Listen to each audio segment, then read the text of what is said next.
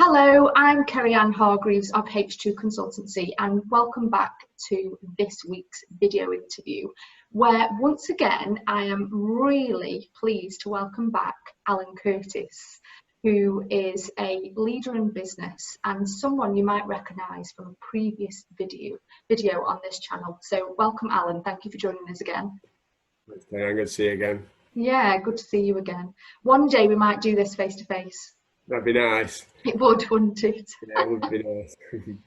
Well, you might remember from our last video that whilst I was chatting to Alan, it came across quite strongly that he is extremely passionate about leadership. And we very, very briefly touched on coaching and mentoring, didn't we, Alan? Yeah, we did. We touched on it briefly, but I think we had a discussion afterwards, and it's something which I think is really, really important. Really important to understand, and I thought maybe there was a bit more to explore there.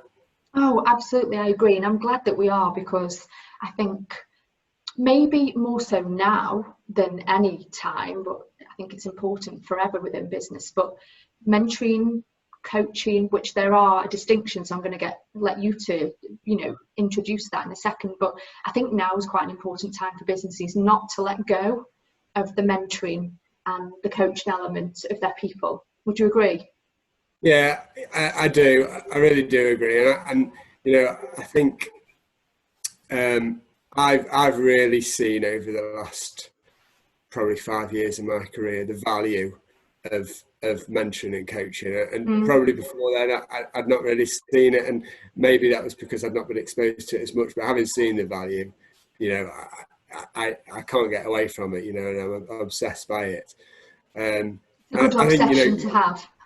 Yeah, it is, and it's all about people. It's all about people, and I've got a few strap lines that I band about different places, and one of them is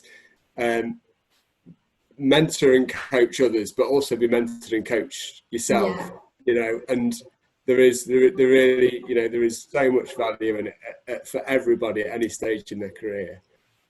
No, I agree. What would be, because I think the biggest confusion for a lot of people is like differentiating between the two. So how would you describe the two really, and that they are very different? Yeah, they are different, and I think there is a blurred line between them, and I think that's fine. For me, mentoring is about, the mentor has experience and really bestows that experience and that wisdom on the mentee. Yeah. So it's generally for a particular situation or a particular problem, and the mentee will be looking to the mentor for the guidance and the wisdom about how to solve that problem. So that's mentoring. Mm-hmm. Coaching for me is very different, because coaching is about the ability to get the person being coached to come to their own conclusions using their own experiences and their own skill sets and their own ideas. So yeah. It's not about imparting knowledge. It's not about imparting your wisdom and experience. It's about using your tools and techniques to draw that out of other people. And there is a blurred line between the two of them, because sometimes you need to mentor and sometimes you need to coach. Yeah, of course. But they are two very different things. Like I perhaps alluded to, for me, mentoring is really important when you've got a particular goal, you've got a particular problem or a particular challenge that you need solving, and you will look to find a mentor to get you through that particular situation, based on what they know. Whereas coaching, as a coach, and I'm not a professional coach, but I like to think I can do a bit of coaching these days. You can coach anybody through any situation, because what it's doing is about encouraging them to draw out the ideas and the knowledge that they've already got. So two very distinct things, but both very important. Yeah, I can imagine that. Because of that blurred line, sometimes you probably dip in and out of it on a daily basis. If you're working with someone individually, for example, or a member of the team or a department, I can see it being something that is one way or the other, but then actually sometimes it would be nice to be a blended approach. Yeah, I agree. And, you know, what I really advocate is, you know, if somebody's got a problem or a challenge or an opportunity, they seek out a mentor, or if they've got a challenge that they want to work through, they seek out a coach. But as a leader with a team, I'm constantly in a mentoring, coaching type mindset. And you know, sometimes as you rightly said, sometimes I'll be saying, I've done this before, I've seen this before, this is how you should go and do it. And part of that same conversation, it'd be, how would you approach this? What would you think? How do you see? And you know, it's a combination of those two. So there really is a blend of the two. Yeah, and I remember from having a leader years ago, and she would always put it back to us in a really positive way. Well, what do you think? Because it's so easy as a person growing up in a career to just go to your leader, your manager, your department head and say, how do I do this? Whereas actually a good leader should be, to a degree, putting some of that back up on you so that you can take a step back and understand, what did I do before? Those same principles, can I use them in this scenario? Because we have to be accountable for our own learning as well, don't we? We shouldn't always rely upon a leader, should we? No, we're not. And I think it's also important that, you know, a leader won't necessarily have all the answers. I remember really, really vividly, and I think, I can't remember the exact date, but I can remember the scenario when coaching suddenly struck home with me. And I had a problem that you know, it was going around in my head, and I couldn't work out what to do and how to approach it. And I knew that nobody else had the answers, but what I needed somebody to talk to about it, who could have a sensible conversation, who could unlock all these ideas. And I can remember sitting down and having a conversation for an hour. I didn't know the answers. The guy I was talking to didn't know the answers, but by the end of that hour, I came out and my head was so much clearer about what I was doing, because it was that ability for somebody to draw thoughts out of me and really confirm that either what I was thinking was a good idea or not. So yeah, it's a really, really powerful tool to use. Yeah, and I don't think what do you think in terms of throughout your career, your lifespan and your role, really? I personally don't believe it should ever stop. You should never stop learning. You know, I think that mentoring and coaching element should follow you through a career. Yeah. Would you say it has in yours? Yeah, definitely. I definitely agree. And you know, I think as leaders, it's a duty almost to be coaches and mentors, whether we do that formally or informally. But definitely, you know, now I've seen the benefit of it. Although I'm at a certain level in my career, I still consider myself in need of mentors and coaches around me. And I don't. I think there perhaps was a time when it was considered a problem, you know. Yeah. Well, you need a mentor, maybe you're not quite ready for the next role. If you need some coaching, well, maybe, you know, do you actually know what you're on about? I don't think it is that. I think it's about making you a bigger person and a better person by searching out and hunting for those answers. And actually, you know, the satisfaction and the career growth that you can get out of coaching and mentoring others, but also being coached and mentored is absolutely huge. And, you know, to the people listening, I would really encourage you to spend some time getting into that arena and take a step back afterwards and just think how satisfying it is. You know, it's so rewarding to absolutely to either, you know, see somebody be a real success through their own abilities. You haven't changed them. They've done it themselves. But you help them along that journey, and then similarly, you can do the same yourselves. I agree, and I think perhaps years ago it would have seemed, like you just touched on there, not great as a senior manager within the business or a leader, that you might need to have that own development yourself. But none of us are the finished article, are we? We are all learning every day, and you know, I'm sure there's I think we've seen it over, the last few months. You've seen business leaders out there talking about their business, and they're working together with other business leaders to understand what they can do. You've seen our government doing it. We all need to work together at some point, don't we? And just by having a conversation with a peer or another, professional in the same perhaps industry, I think it does help to make things clear. Yeah, definitely agree. And I'm glad you said that. The bit about the peer and the same industry and the professional. I've seen firsthand coaching experiences where where somebody is being coached by somebody less senior than them. And whether you call it a coaching session or not is kind of irrelevant. But that person has had a conversation about a problem with somebody who is competent and professional enough to help them through their situation. And that how rewarding is that for somebody who is more junior than you to actually help you progress through your career? Really good.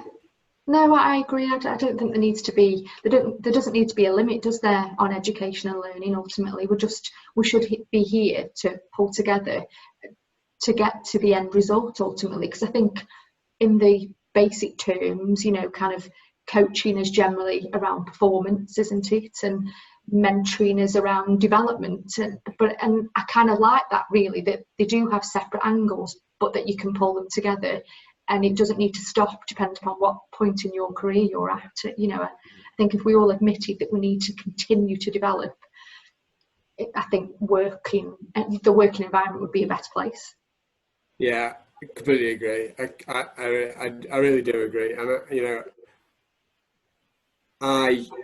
I have had a small amount of training and coaching and mentoring, but some people are professional coaches, and there's some real value in that. But what I'd really advocate is that anybody who's in business, who's in a leadership role, should really take some time to spend some time with the people around them and get into this coaching and this mentoring arena. Really make it an objective to do something really important and help the people within your organization or your industry to really progress in the future. And you'll get the rewards and you'll see the benefits. Absolutely. And you can go and get it yourself. Yeah, no, I agree. And I think it's something that is missing in a lot of businesses. Maybe it's down to time. I feel that some of that might go astray at the moment as well, given that there's a lot of emphasis on ramping businesses back up. Some of this element might go. The fact that we're talking about people there, what do you think are the key benefits to coaching and mentoring our people? I think more often than not we recruit people for their competence is there. They've got a qualification or they've got an experience in a certain industry. What this coaching and mentoring does is it unlocks all of that, and it allows them to apply that to a situation. So it takes these people from having a certificate to say they can do something to actually being able to implement it and really add value to the organisation. That's where I've seen it. People that clearly know what they're doing. They've got skills and experiences, but they're stuck. They're at a junction where they're not sure where to go, and it unlocks that, and all of a sudden it gives them the value and that momentum to really take that business forward. And you can see time and time again where the business is making real leaps and step changes off the back of people unlocking all these ideas that they've got. And they just need to help them do that. No, I agree. And I also think it has those other little benefits, in terms of like your long-term plan. I think by guiding people, supporting them through their journey like that, they come to a crossroads, you support them through it. Ultimately, that you'd hope that would gain some loyalty to your business as well, and some further deeper intrinsic value, some commitment to the business and you as a leader, because ultimately we all know, don't we? I think you often want to work with a really strong leader, a positive person in the environment, not always the business. Would you agree? Yeah, I agree. I'd agree with all that, and I'd also say that if as leaders we champion this, then people that we're bringing up through our businesses will begin to realise that that is a good way to get results and to develop people, and then it starts to become a culture. And you know, it's a people-led culture, but it's not a soft, wishy-washy people-led culture. It's actually getting the results by drawing out and using the skills of everybody cross-functionally across the business to really improve that business performance. Yeah, no, I agree, because ultimately, you know, it is about improving performance, isn't it? But on a business level as well as an individual level, because we as leaders, we all want our people to develop and become stronger, you know, and ultimately get to a point in their career where they might move on because they need a new opportunity. But I think if we can do that right from the start and show them that value and that commitment, because I think it is about committing to our people, isn't it? You know, and that then if they don't want to, they don't need to just sit and plateau, because everyone has a different point in their career, don't they, where they want to sit. And I think if you want to run with your career, perhaps going back to the conversation that we had a few weeks ago where we were talking about, you know, starting off in a business at the entry level and building your way through, it's about talking to people, isn't it? Yeah, it definitely is. And you know, it's important really to note that not everybody wants to be coached. And like you say, when people have got to a certain level and they're happy at that level, maybe they're not in the headspace to wanting to grow. But if you identify the people who do have that potential and that desire and that you know that thirst and hunger to grow, then they're the people that you can really engage with. I mean, it's a really valid point, Carrie-Anne. You know, people have got to be. It's a two-way relationship, and people have got to be engaged. So it's about finding the right people, and motivating them at the right time in their careers. Yeah, because I think we all have to appreciate that not everybody wants to be on the same track. But if we can identify the ones that do, and you know, I think we just ultimately should have, you know, that work environment, that culture that you mentioned. I think it's about having it ingrained in your culture, isn't it, that we do develop our people if they want to be developed or coached, you know, whichever way we're looking at it. And I think, you know, there'll be people, even people that feel they've plateaued, they still want to do a good job. And there might be a situation where they need, you know, a different way of thinking, a different way of looking at it. And maybe it's a group-based thing. Maybe you need to take a group of people and do like a brainstorming type session. But ultimately, it's about coaching. It's about drawing the ideas out, and it's about helping people unlock what they probably already knew. I agree. I have to say, when we support businesses with recruitment, sometimes a reason will pop up as to why they're looking to move on. It's because they've been forgotten. It's because, you know, they perhaps haven't been mentored and they haven't been coached. And I'm sure there's guilt on both parties. You know, the individual perhaps hasn't said, I want to do more. So we would always actually encourage most of our candidates to go back. You know, if you're looking to move on because of that reason, go and tell go tell your leader, go tell the business owner that you want more. Because ultimately, job searching can be quite stressful. It can be quite difficult. So we always try and encourage people to actually have those conversations. And I think if we don't do it as business leaders, and because we are guilty of forgetting people, aren't we, in the process? You know, when you think someone doesn't want to be mentored and coached, but actually they might get to a point in their career where they're ready for something. So I think you've always got to be aware, haven't you? It's about, look, and you know, it comes down to really engaging with your team, engaging with your people, trying to change that culture, and making, you know, I've been in several roles where, you know, quite big roles. There's no way I could actively coach every single person in the business. No. But if I'm coaching my leadership team and they're seeing that that's a way of dealing with problems and situations and running the business, then they're going to be more inclined to do it with their own teams, and then it starts to become part of the business and part of the culture, and then everybody can be included. Yeah, no, I agree, because you know, God, years ago I remember we were just taught, we were coached and mentored. It wasn't them phrases back then. We were just put into a classroom and there was a group of us and it was class-based learning, and it's so hard to take in and actually work with somebody when you're doing it in a classroom. So I love the idea of coaching and mentoring being more tailored to individuals, you know, and granted we can't do that across the whole of the business, but like I said, not everybody needs it or wants it, but if we can highlight those pain points, it should hopefully remove, kind of the barrier to learning, I believe, in business. Yeah, absolutely right. Is there anything else that you would like to add? Because I think we've covered quite a few points there, naturally, which is good. But yeah, no, I don't think there's anything else really to jump in.